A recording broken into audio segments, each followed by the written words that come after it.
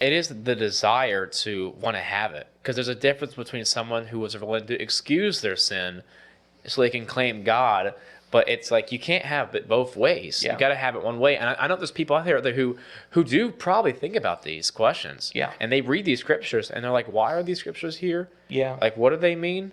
But I'm being told this. So it is, if there's a desire that has to be there, and if you're willing to dig for it, Yeah. and you're willing to, in a sense, ask God, like, show me what I need to be reading and how to interpret it. Like, that's the problem with this false doctrine, is it takes these scriptures and it makes them uncreditable. Yeah.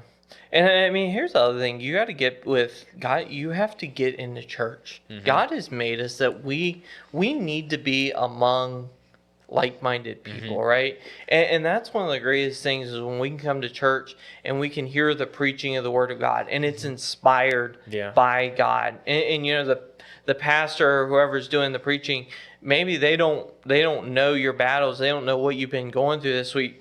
But God can use what they brought. They may not even have you in mind, but through the divine inspired Word of God, it can locate you and it can say, you need to be doing better here. Here's where you can measure up, or here's some encouragement to keep going. And I think that's why the Word of God was so big on us not forsaking the assembling of ourselves, because we need to be with one another and we need to be held accountable to one another. When I come in and I've got to show my victory, it makes me want to stand firm. When the battle gets hard, I think, all right, I got to go see London at church on Sunday, and he's going to expect that I held victory all week. And I'm going to do the same thing for you, right? And if we're having a hard time, we can encourage one another and keep people encouraged in the faith. No, I like that.